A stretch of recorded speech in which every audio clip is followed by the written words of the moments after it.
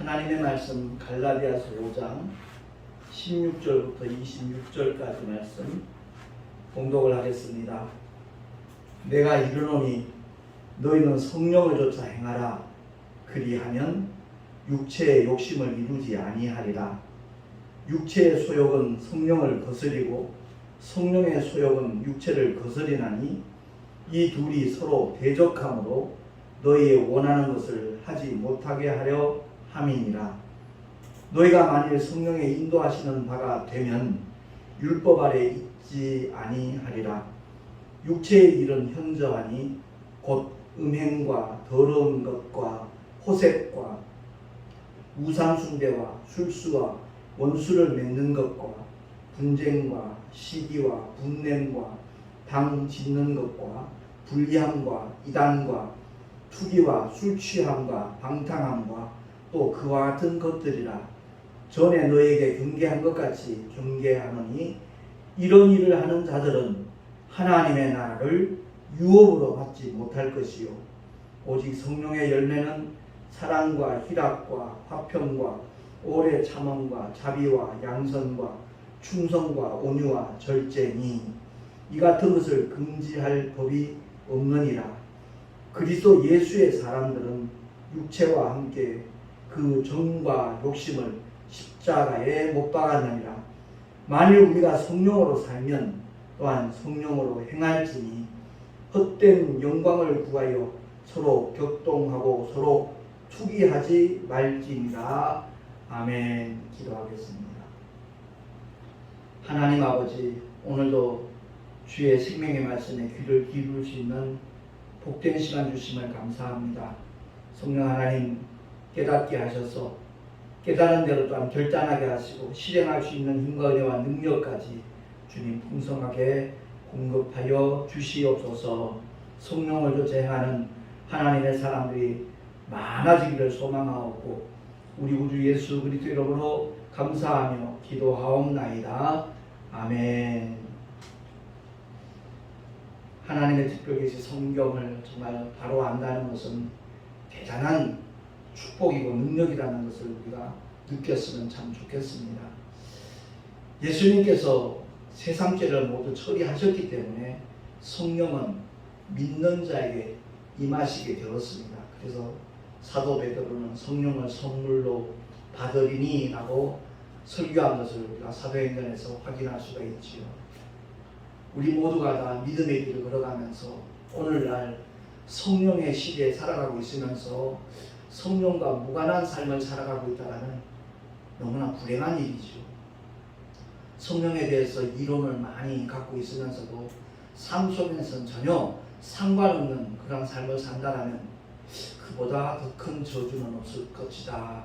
이런 생각을 개인적으로 하게 됩니다. 사도 바울이 에베소서 5장 18절을 통해서 이렇게 선언하죠. 합독하겠습니다. 시작. 술 취하지 말라. 이는 방탕한 것이니 오직 성령의 충만을 받으라. 아멘. 오직 성령의 충만을 받으라라는 말씀을 전하기 전에 왜 대비했을까? 술 취하지 말라. 저도 예수 믿기 전에 술을 많이 마신 적이 있습니다. 저는 이상하게 독주를 좋아했었어요. 양주를 많이 마셨는데 그 양주를 마시는, 물론 그 당시에는 제가 부동산 사업 할 때였습니다만은 잠을 자고 나도 머리가 아프거나 그런 게 없었기 때문에 양주를 많이 마셨는 편이었는데 취하게 되면 내 의지와 상관없이 몸이 움직이잖아요. 나는 분명히 똑바로 걷는다라고 걷는데 다른 사람이 볼 때는 술 취한 사람이라는 게 적나라하게 드러나죠. 비틀비틀. 그리고 또 말하는 것도 달라져요. 말수도 많아지고요. 그런 것을 보면 왜 술 취하지 말라에 대비해서 사도 바울이 오직 성령의 충만을 받으라 라고 선포했을까? 다름이 아니라 알코올 기운이 그 사람을 완전히 장악하듯이 성령의 감동, 감화, 역사하심에 완전히 장악되는 삶을 살라라는 그런 의미라는 것을 우리가 깨달아야 될 줄로 믿습니다. 한국교회 성령 운동하시는 분들 중에 어떤 잘못된 방향이 뭐냐면 성령을 물량으로 생각해요. 그래서 성령을 받고 또 받고 또 받고 계속 받아야 되는 것처럼 그렇게 가르치는 경우를 많이 보게 됩니다. 성령은 하나님의 거룩하신 영이십니다. 성령이 임하시고 난 다음에 믿는 자들의 자세가 어떠해야 되는가, 거기에 대해서 성경은 우리에게 말씀을 하고 있는 것이거든요. 성도들은 오직 성령 하나님을 순종해야 되는 그런 삶을 취할 때 성령께서는 우리를 통해서 놀라운 역사를 일으켜 주신다는 겁니다. 그러니까 성령의 충만함을 받으라라는 이 말은 성령께서 감동을 주실 때 100% 순종하는 그런 삶을 살라라는 그런 의미인 것입니다. 유튜브에 어느 성도가 이런 글을 올렸어요. 성령을 따르고 싶어요. 근데 성령님은 어디 계시죠? 너무 궁금하다는 거예요. 알고 싶다는 거예요. 제가 이 칠판에 우리 인간의 요소에 대해서 영혼, 육어를 이렇게 써놨습니다. 근데 영은 오직 하나님의 영이 임할 수 있는 것이요. 다른 말로 바꿔 말하면 하나님의 말씀, 복음이 들어올 수 있는 것이고 예수의 이름이 들어올 수 있는 것이고 또 바꿔 말하면 성령 하나님의 처소예요. 성령께서 임하시는 것은 영혼, 육 가운데 영 속에 임하시는 겁니다. 근데 영 속에 임하시고 난 다음에 우리가 이 세상 살아가면서 복음을 만나기 전에 우리는 항상 육으로부터 모든 정보를 얻었어요. 눈으로 보고 귀로 듣고 코로 냄새를 맡고 또한 이 감각으로 손이나 발 같은 것을 감각, 피부로 느끼고 이런 것들 중에서 모든 정보를 얻었습니다. 그러니까 우리 육체는 모든 정보의 통로였어요. 그것을 보고 내 느낌에 따라서 내가 행동을 했거든요. 이렇게 육체에 의해서 모든 정보를 얻던, 다른 말을 바꿔 말하면 육체를 통해서 혼이 모든 것들을 이렇게 결정을 하는, 선택을 하는 그런 삶에 우리는 젖어왔습니다. 그 시대는 분명히 복음을 만나기 전이니까 영이 죽은 상태란 말입니다.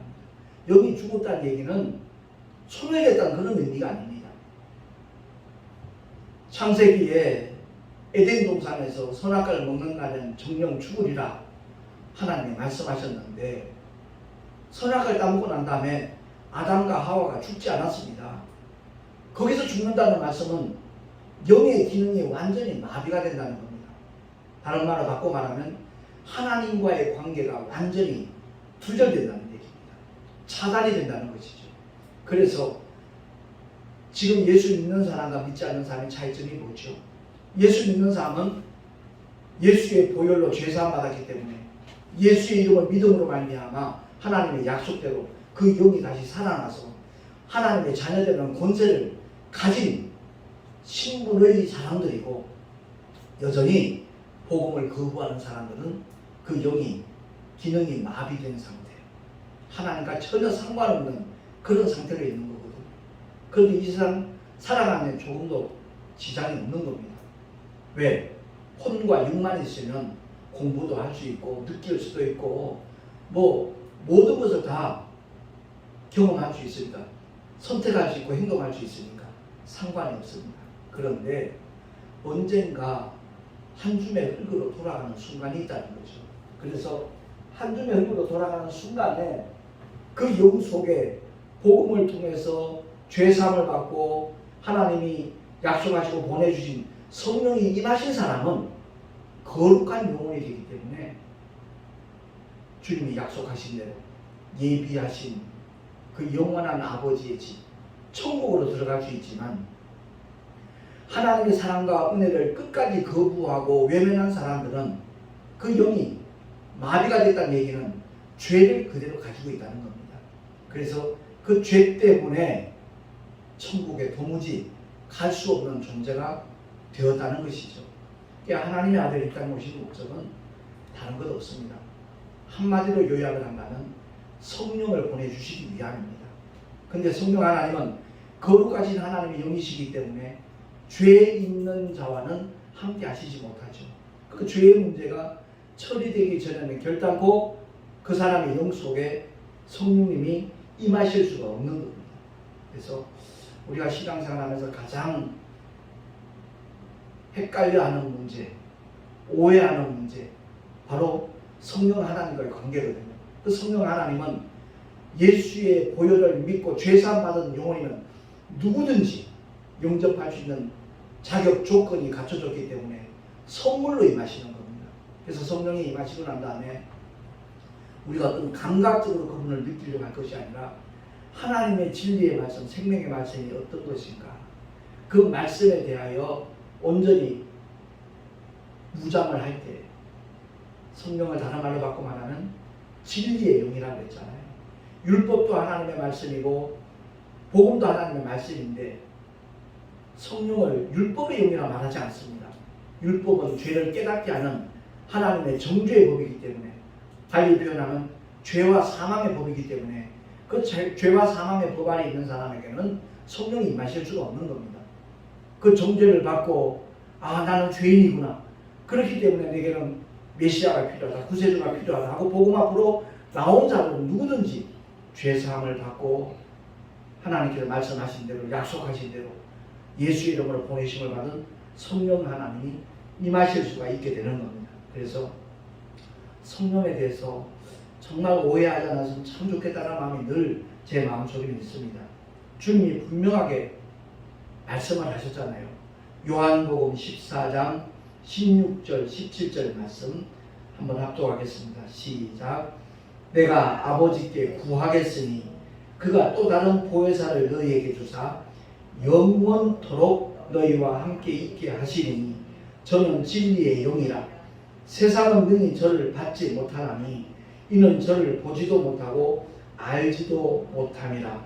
그러나 너희는 저를 아나니 저는 너희 속에 계시겠으니라. 아멘. 이 말씀을 바로 깨닫고 느꼈으면 좋겠어요. 아까 유튜브에 그 궁극적을 고백했던 성도처럼 성령님이 어디 계시는지 몰라요. 분명히 주님은 말씀하셔요. 우리 속에 계신다고요. 제가 언젠가도 그런 말씀을 드린 적이 있잖아요. 물론 기도의 훈련을 위해서는 주여 삼창도 필요하고 통성으로 기도하는 것도 필요하고 정말 큰 소리로 기도하는 것도 필요하지만 이 진리를 깨닫고 터득한 사람들은 그런 부분들이 조금 우스꽝스럽게 느껴질 거예요. 왜냐하면 주님은 내 곁에 계신 것도 아니고 내 안에 와 계셔요. 내 영 안에 계셔요. 언제나 어디서든지 그 주님과 교통할 수가 있어요. 이 말을 오해하는 사람들은 저도 기도하는 마음으로 살아요. 아니요, 그거하고 달라요. 그 차원이 아니에요. 끊임없이 내 안에서 감동을 주시고 깨닫게 하시고 인도하시는 주님을 삶의 현장에서 그대로 느끼는 사람은 늘 행복합니다. 늘 기쁩니다. 그 은혜를 누릴 수 있는 하나님의 사람들이 될 수 있기를 예수 이름으로 축원합니다. 그 성령 하나님은 죄 사함 받은 성도의 영이라면 어느 누구도 차별하지 않습니다. 성령님 내게로 오시옵소서 고백하는 순간 이미 성령 하나님은 그 사람의 영 속에 임하시고 계시다는 거죠. 근데 그것을 모르니까 사람들이 자기가 지금까지 행동해 왔던 대로 그 삶의 습관대로 움직이는 그런 경우가 많고, 교회를 다니더라도 그것이 하나의 어떤 종교적인 행위처럼 여기게 되니까 주님과의 어떤 인격적인 관계, 친밀한 관계가 경험되지 못하는 거예요.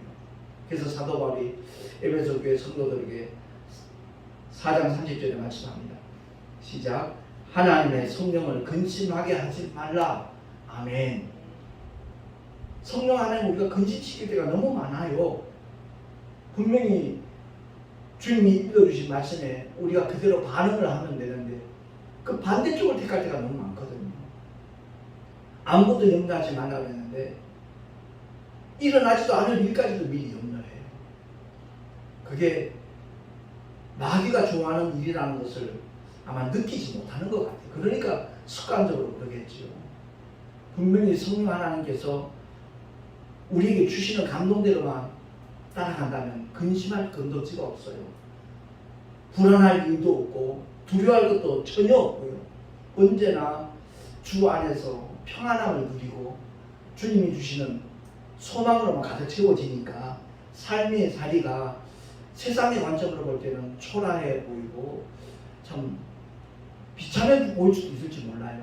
그러나 그 사람은 끊임없이 하나님이 주시는 평강 속에 기쁨으로 살아가거든요. 우리 모두가 이러한 은혜를 누구보다도 사모할 수 있길 예수 이름으로 축원합니다. 더더구나 데살로니가 교회 성도들에게 사도 바울이 이와 같이 말씀하잖아요. 5장 19절 시작. 성령을 소멸치 말며. 성령은 하나님이신데 성령을 어떻게 소멸하겠습니까?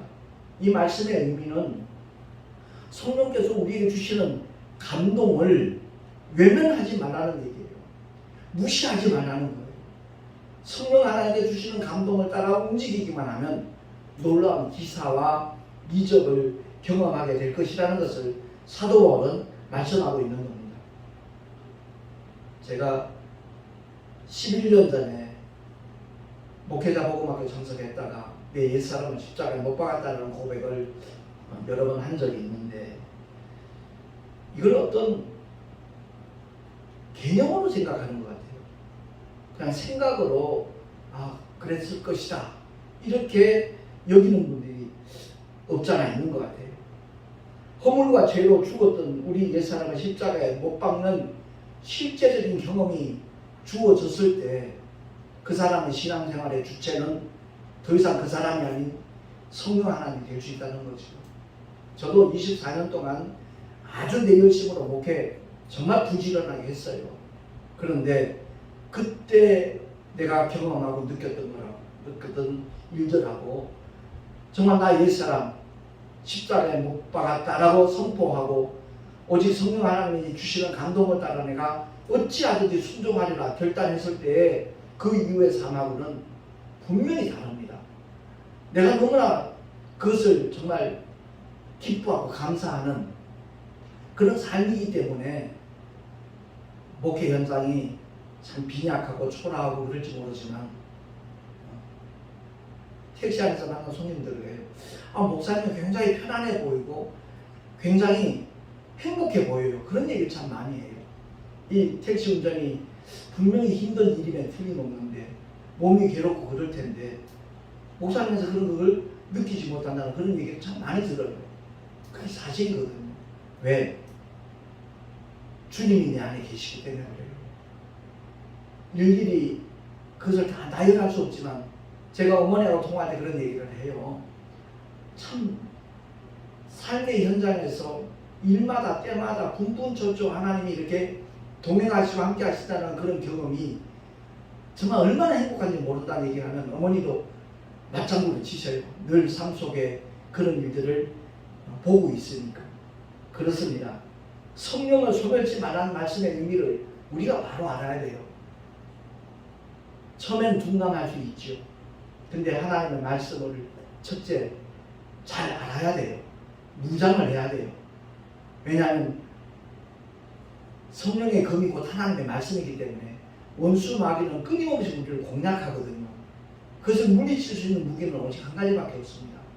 성령의 검, 곧 하나님의 말씀을 가지라라고 하나님의 전신갑주에 대해서 설명할 때 사도 바울이 일러줬거든요. 그렇습니다. 하나님의 말씀으로 무장한다는 것, 끊임없이 성경을 보고 읽고 묵상하고 그리할 때 성령 하나님이 가장 기뻐하셔요.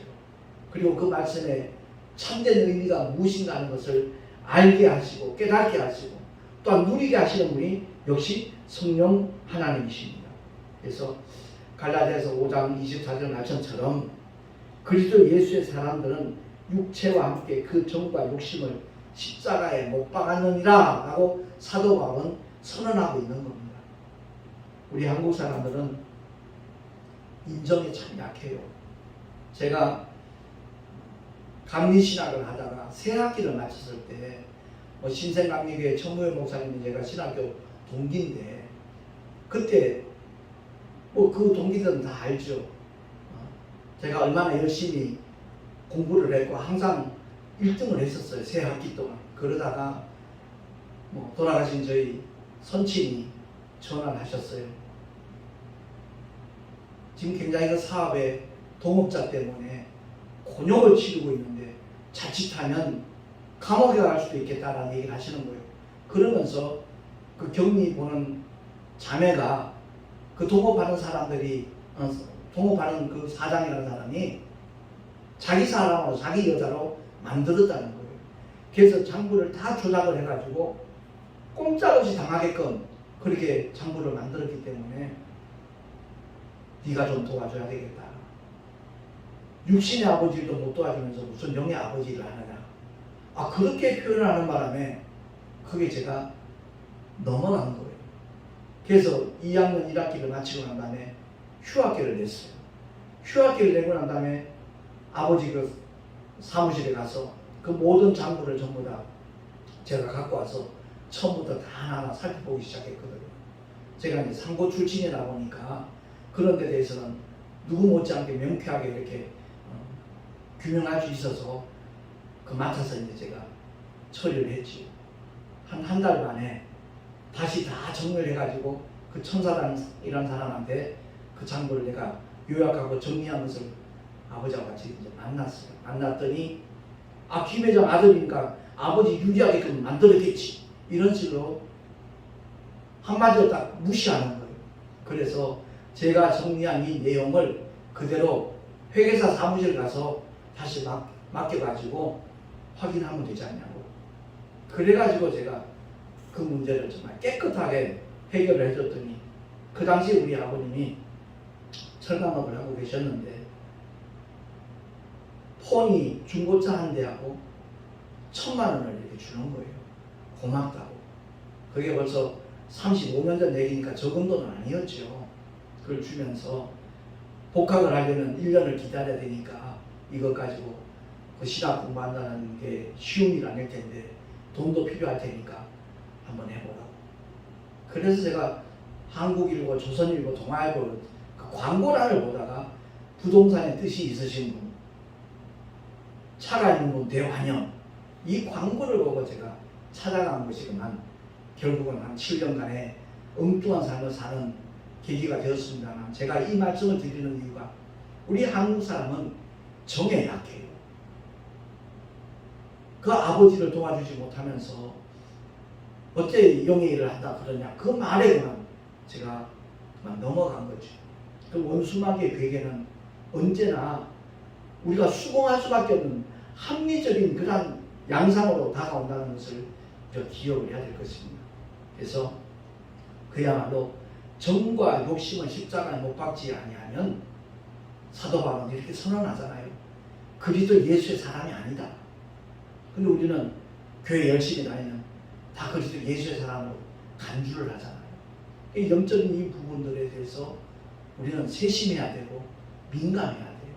상당히 민감한 반응을 보일 때마다 성령께서 기뻐하시고 더 깊은 은혜로 정말 아름다운 역사로 이끄신다는 것을 우리는 경험하게 될 것입니다. 그렇습니다. 우리 영 속에 와 계신 성령 하나님과 인격적인 관계, 아주 친밀한 교제가 끊임없이 반복되어지면 그야말로 육체의 소욕과는 전혀 무관한 그러한 길로 나갈 수 있다는 것을 성경은 말씀하고 있는 겁니다. 사도 바울이 선언하는 것이 성령을 쫓아 행하라. 그리하면 육체의 욕심을 이루지 아니하리라. 왜? 성령의 소욕과 육체의 소욕은 상반되기 때문에 성령을 쫓아가면 육체의 소욕, 육신의 욕심이 꿈틀거릴 이유가 없는 것이잖아요. 그렇습니다. 사도 바울이 그야말로 믿음의 사람들에게 늘 부탁하는 것은 성령의 인도하심을 따라 함께 기도하는 동역자가 필요했던 거예요. 그래서 에베소서 6장 18절 19절 말씀 한 번 더 합독을 하겠습니다. 시작. 모든 기도와 간구로 하되 무시로 성령 안에서 기도하고 이를 위하여 깨어 구하기를 항상 힘쓰며 여러 성도를 위하여 구하고 나를 위해 구할 것은 내게 말씀을 주사 나로 입을 벌려 복음의 비밀을 담대히 알리게 하옵소서 할 것이니라. 예, 아멘. 그렇습니다. 사도 바울 같은 정말 성령에 충만한 삶을 살아가는 하나님의 종도, 성도들이 부탁하는 것은 목회를 위한 중보기도, 복음 전파를 위한 중보기도 부탁을 하고 있거든요. 저도 택시 전도를 할 때 가장 정말 필요한 것이 중보기도입니다. 저희 어머니가 택시 그만두라는 얘기를 많이 했던 이유 중에 하나가 뉴스에 보면 그런 사건 사고들 있잖아요. 갑자기 강도로 돌변한다거나 아니면 취객 때문에 아주 곤욕을 치르는 그런 일들이 생길까봐 굉장히 좀 우려가 되니까 어머니가 그런 말씀을 많이 하셨는데, 저는 9년 동안 정말 택시 전도를 하면서 그런 봉변을 겪은 적이 없어요. 하나님께서 함께 하신다는 믿음의 증거를 분명하게 보여주는 거예요. 그동안 13만 명 가까이 만났는데 그 중에 한 5%? 3% 정도 제가 전해주는 전단지나 말씀 수책자를 안 받아갔지 대다수가 다 받아갔거든요. 그래서 성도들의 그 중보기도가 얼마나 귀한 것인가. 지금 이제 소천하고 와 계시지만 조용히 목사님이 그런 고백을 했어요. 내가 세계적인 부흥사로 일할 수 있었던 것은 바로 여의도 순복음교회 수많은 재직들이, 성도들이 정말 기도로 밀어줬기 때문에 가능했던 일이지, 그렇지 않으면 도저히 꿈도 꾸지 못했을 이유였다는 얘기를 고백을 한 적이 있어요. 제가 이제 순복음교단에 있었기 때문에 그 목사님 이제 목회자 세미나할 때 여러 차례 경험이 있기 때문에 그런 말씀을 드립니다만은, 그래서 우리가 꼭 기억해야 될 것은 쉬지 말고 기도하라라는 성도를 향하신 하나님의 뜻, 이것은 어떤 종교 행위가 아니라는 것, 내 삶 속에 실제로 그것이 가능하다는 것을 우리 모두가 정말 깨닫고 경험을 했으면 참 좋겠다라는 그런 마음이 늘 제게는 있습니다. 성령을 쫓아 행하는 믿음의 사람이 많아지면 많아질수록 한국 교회에 정말 실추된 어떤 이미지는 회복이 될 것이고 더 큰 하나님의 역사까지도 나타낼 수 있다는 것을 우리가 기억을 하고, 바울이 이렇게 결론적으로 하시는 말씀이 바로 그거잖아요. 만일 우리가 성령으로 살면 또한 성령으로 행할지니 라고 말씀합니다. 그러니까 믿음은 어떤 이론이나 관념이 아니라 액션이라는 거죠. 생활이라는 겁니다. 성령으로 행하라는 거예요. 수많은 믿음의 사람들이 참 거짓말 같은 가정들을 많이 하잖아요. 급하고 강한 바람같이 그 멜테리의 선교 팀들의 그 간증도 제가 여러 번 말씀드린 적이 있지만 서점에 가서 사볼 수 있으면 꼭 사봤으면 좋겠습니다. 2000년 전에 역사하셨던 성령 하나님의 역사는 오늘날도 동일하게 믿음을 가지고 나아가기만 하면, 성령께서 감동 주시는 대로 나아가기만 하면 얼마든지 똑같은 하나님의 영광을 볼 수 있다는 것을 우리가 기대하고 끊임없이 성령과 함께하는 아름다운 승리의 삶을 살아갈 수 있기를 예수 이름으로 축원합니다. 기도하겠습니다. 하나님 아버지 감사합니다. 성령 하나님은 결코 이론이 아니라는 것을 우리 모두가 깨닫기를 원합니다. 진실로 인격적인 관계가 온전히 이루어질 때 내 안에 와 계신 성령 하나님께서 감동 주시는 대로 순종만 하면 예전에 한 번도 경험하지 못했던 주님의 놀라운 기사와 이적을 분명히 보게 될 것이고, 일마다 때마다 하나님께서 예비하신 복과 은혜를 누리게 될 줄로 확실히 믿습니다. 존귀하신 하나님 아버지, 우리 믿음의 사람들이 더 이상 종교 행위가 아니라 삶의 현장에서 실제로 주님과 함께하는 그러한 삶을 펼쳐나갈 수 있도록 주님 역사하시고 인도하여 주시옵소서. 우리 구주 예수 그리스도 이름으로 감사하며 기도하옵나이다. 아멘. 교회 소식 주보를 참고하시기 바랍니다.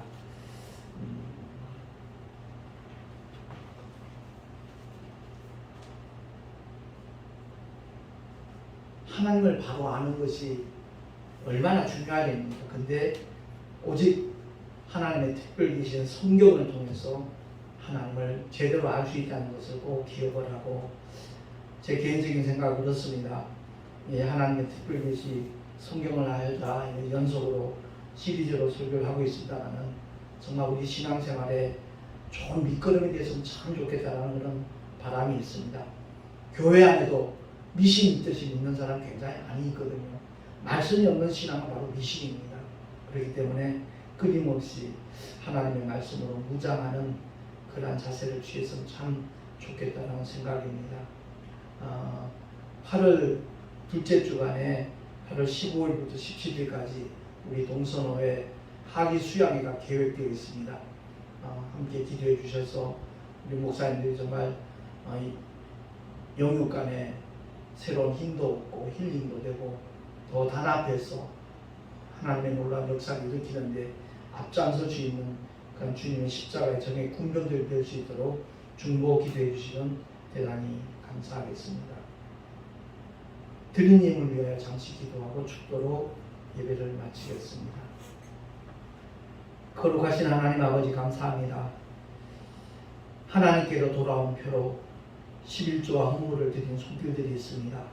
주님 기쁘시게 흠양하여 주시고 주의 영광을 위하여 아버지의 뜻이 펼쳐지는 일에 주님 아름답게 사용하여 주시옵소서. 드린 손길들마다 복된 삶이 펼쳐질 수 있도록 성령님 역사하여 주시되 진리 가운데 행할 수 있는 하나님의 사람들이 다 되게 하여 주시옵소서.